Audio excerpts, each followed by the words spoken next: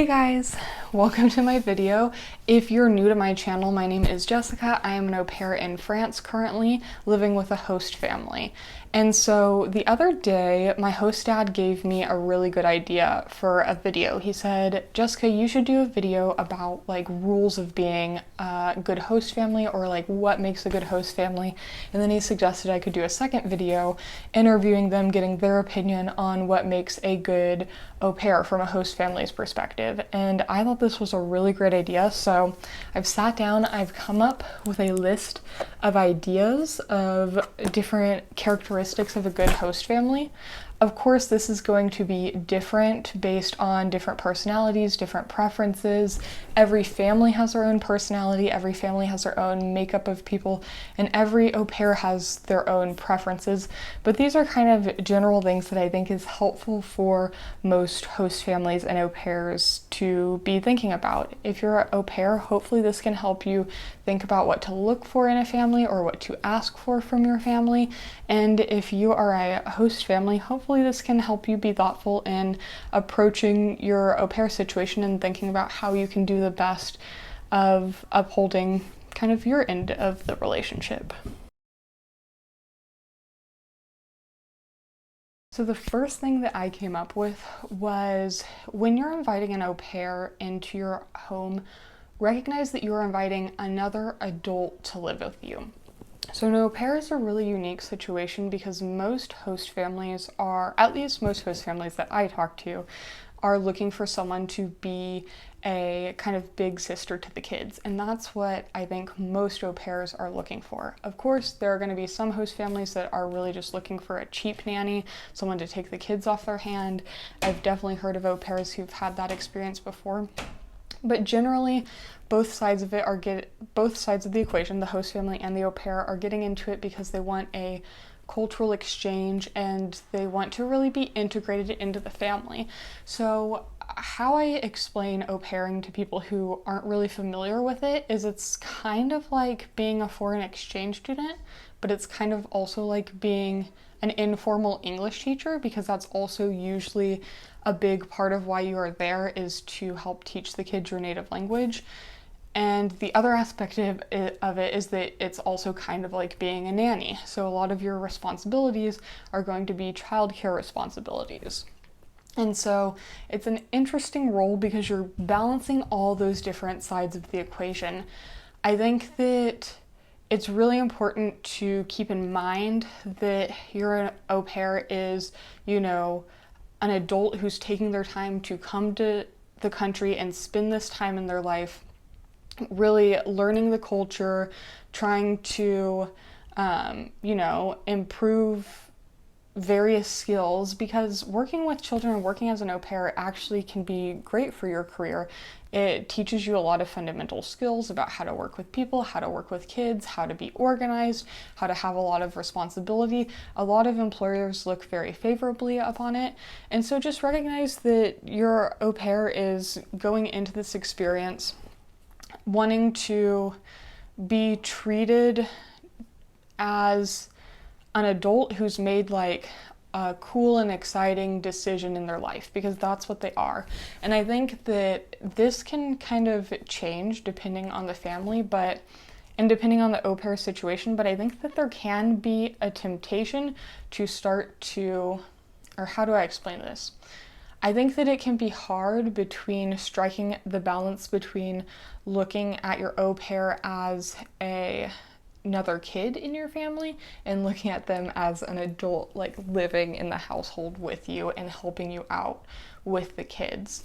I was talking to a host mom this past week, not my host mom, but a different host mom, and she was describing her au pair, and she said she's kind of like a third child, like she's kind of like my third child, and she's also kind of like a third parent.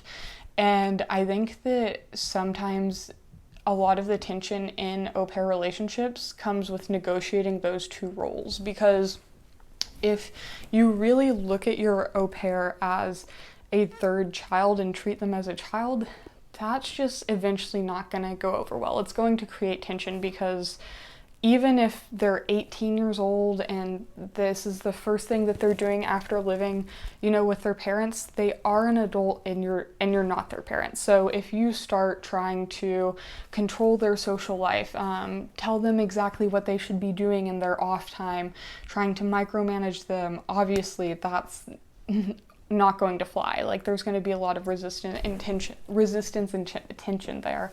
Now, of course, you have to be reasonable. If your au pair is doing something completely unreasonable, then you have a right to set boundaries. Like, it's not okay as a host family to tell your au pair, like, oh, you can't go out on your free time and spend it with your friends. It is okay to say, like, I don't want you coming home at 2 a.m. drunk or like passing out on the stairs. Like, there's obviously a spectrum of behavior that's acceptable and unacceptable, just like in any household, in any situation. But I think just don't try to control every aspect of your au pair's life, and recognize that they're not a minor in your family. They are an adult that is choosing to be there with you.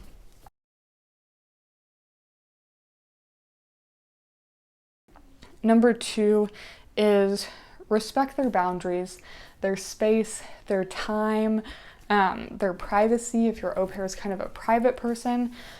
And I'm going to say more about the privacy thing, because I think that you don't want to kind of just completely disinvolve yourself in your au pair's life, but it's really important to respect your au pair, especially their time and their space. Those are the two biggest things that I would look out for and really think about, like, am I fully respecting my au pair's time and space? An example of something that my host family did to really show that they were going to respect my space was when I got here, they were like, the kids know that they can't come in your room without your permission. I've never had someone walk into my room without knocking, which is something that in my real household would happen. Again, like, even if you live in a household, like at home, my parents didn't believe in knocking on doors and didn't believe in that. Just privacy wasn't something that they valued for their kids. But if they had an au pair in the house, we actually did have an au pair growing up, they wouldn't just walk into Linka's room and, start going through all her stuff or anything like that. Because, again, respecting space, like, it's another adult. They have kind of, I guess, rights that your kids don't have. Now, parents are going to approach this in different ways. A lot of parents do want to respect their kids' privacy or do want to respect their kids' space, but whether or not that's the approach you take to your kids with an au pair, there's not really an option in my view. Like, you're inviting another adult into your house, you have to treat them as such. And that's what I was saying about, I think my next points are going to expand upon my first point and, what that really looks like. So respecting boundaries. Also, time is a big thing, because, the au pair didn't just come here to be a homebody and, just be with the kids and only have, elementary age children for their friends. Like, they came here to make friends, they came here to learn language, they came here to experience the entire country. So make sure that you're enabling them to do that. One really nice thing, of course, everything's been changed because of quarantine, but one really nice thing that my host parents did is actually when we met the first time, if you go to my How I Found My Host Family video, then you'll know that the first time we met was actually in Washington, D.C., where I was living in America, because they happened to be there, and they introduced me to my dad's a professor, and he introduced me to one of the PhD students at his school that was traveling with him for the conference, Ava, who is in her 20s, and he also introduced me to his other friend, and he told me, even when we were Skyping, that Ava had said that, she'll invite me along to some events and stuff like that. Of course, then lockdown happened and none of that ever took place, but really being proactive about making sure that your au pair does develop their own life and does get that full cultural experience is another point. And actually, I'm going to put that as point number 3, which is intentionally create cultural experiences. Make sure that you are not just expecting your au pair to kind of absorb the culture of your country just by being here. Make sure that you're being intentional about creating those experiences. So, for example, my host family will have different foods. You know, I'll come into the kitchen and they'll be making something like cassoulet or raclette, and they'll be like, this is traditional French food, it's from this region. They'll tell me about it, they'll explain it to me, and they are thoughtful about the food that we're eating to make sure that I get to experience that. Another host mom that I talked to this past week talked about how she with her au pair, they went and like mapped out all the cheeses from the different regions of France, and they would try like a new cheese on a regular basis, and they actually ended up trying French cheeses that they, as a French family, had never tried before. And so I think that being really intentional about creating those cultural experiences, introducing your au pair to, if you know any French people their age, introducing them to those people, taking them to social events that, you know, that you're going to as a family, not forcing them to go, but like inviting them along. I think that those are all great things to do. Traveling to different places in your region so that they can see them. I mean, the very first week I was here, we walked around downtown Albi, and my host dad showed me the cathedral, which is the major landmark here. And so yeah, be really intentional about creating those cultural experiences. Number 4, I'm going to say be curious about your au pair, be curious about their culture, be proactively curious about them, ask them about themselves, and don't just stop, you know, like, obviously when they get here, the kids are going to have a lot of questions, you're going to have a lot of questions because you're just getting to know each other, but make sure that you keep on asking them, you know, be like, what are you watching? What do you like to listen to? And so this is why I said on point number 2 that I was going to come back to that privacy component. Obviously, if your au pair is a really private person, then you want to respect that. But you also want to take into account that your au pair might be kind of shy. They might not want to kind of, how do I put this? Your au pair might not come from a place of assuming that you're going to be interested about everything, because maybe you're not interested. Like, maybe you really don't care what kind of music is popular in their country, or maybe you really don't care about learning about what kind of like traditional outfits they wear or about their history, or I mean, not everyone's going to care about every part of culture.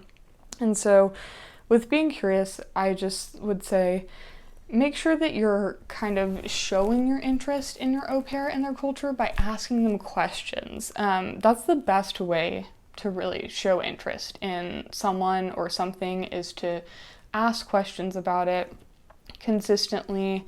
And that's also really one of the keys to developing a relationship with anyone, but yeah, that's a great way to develop a relationship with your au pair. You don't want your au pair leaving after the experience and you suddenly realizing that you actually don't know that much about them. Like, you want to know them, you want to get to know their personality, hopefully. And especially if you're looking for the au pair to be a part of your family and to really get that family feel from the au pair experience, you're definitely going to want to be curious and remain curious and kind of always be proactively showing your au pair that you're interested in them, you're interested in their life and what they're doing.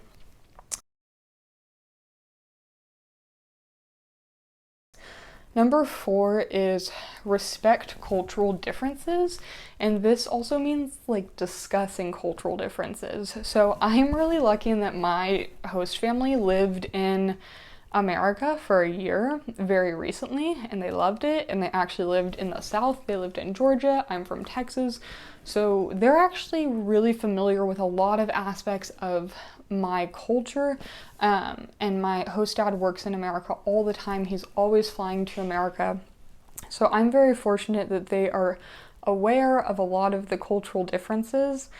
If you have not lived in the country that your au pair is coming from, there are probably going to be a lot of cultural things that catch you off guard, maybe even some things that you don't realize are cultural. Sometimes you might just chalk it up to like, oh, they're being rude, or oh, they have this type of personality. If there's ever kind of conflict, I would be like, why do you do that? Or if there's ever something you're wondering, is this cultural or is this not? Just ask. Just be like, hey, why do you do that? Why do you eat that way? Like, I know that some host families say like, you're living in a French household, this is the way we do things, we expect you to adapt to it. But to me, I would say that's not really fostering a two-way relationship. What that's communicating to your au pair is that like, we value our culture, we're not really interested in yours. We think that the way that we live is better, and we're not interested in bringing in any aspect of how you live or your culture. So I would really caution against that. I would say really make the effort to meld the two cultures, to integrate them in, and that's one great way you can respect cultural differences. 6. This is a big one.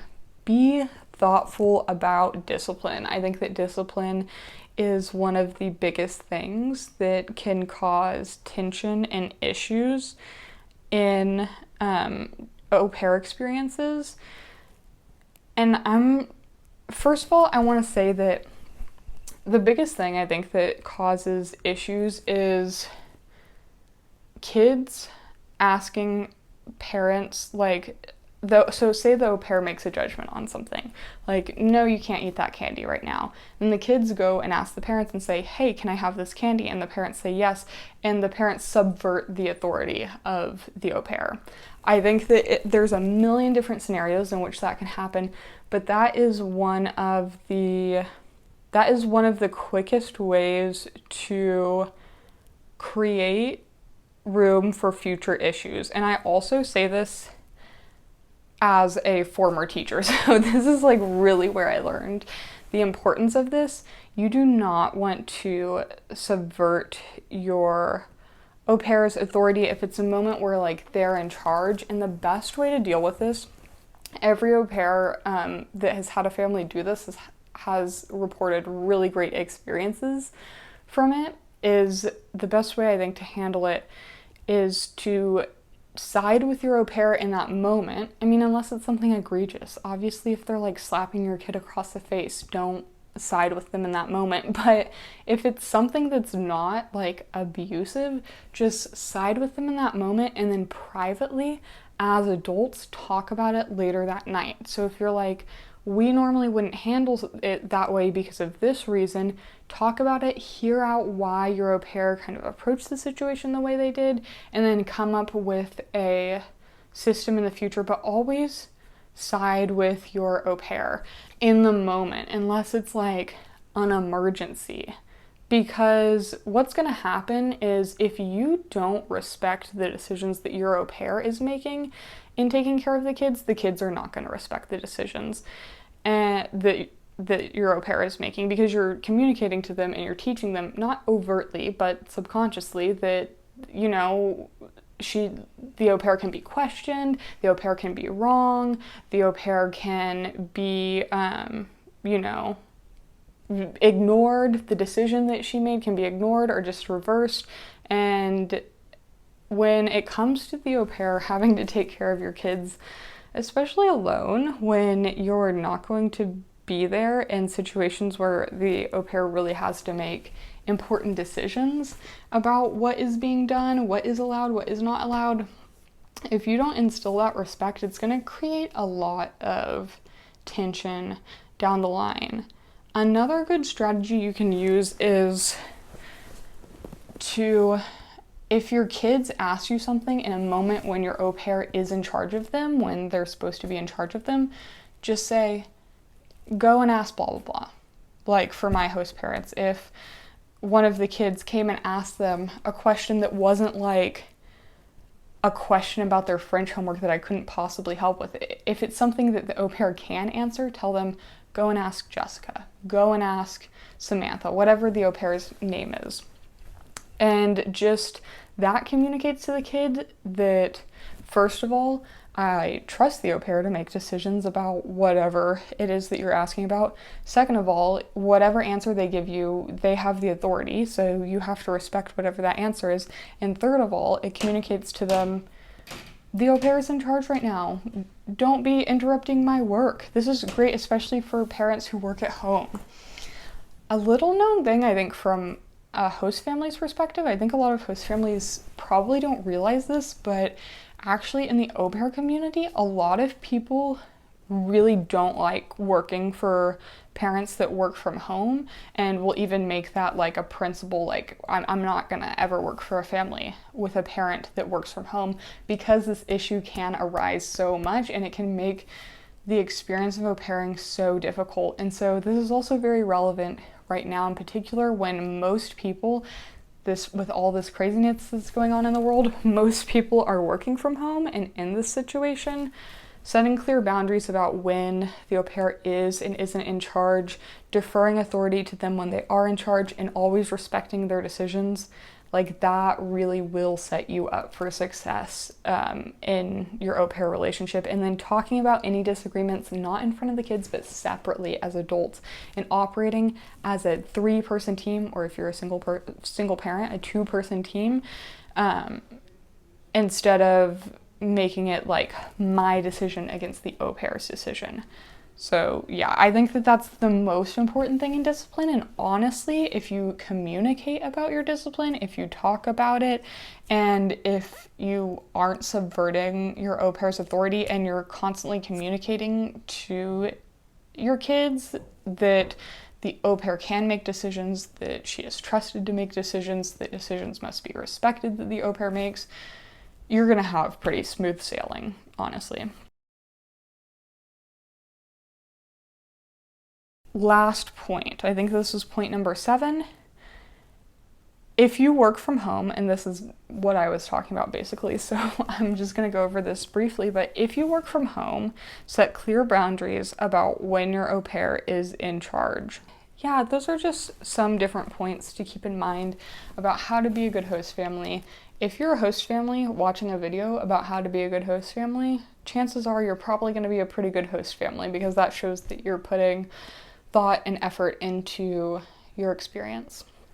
But yeah, that is what I have for you today, and I will come at you maybe this week with how you can be a better host, or a better au pair.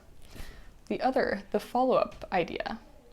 So have a good week. If you enjoyed, like and subscribe. If you made it to the end of the video, thank you so much.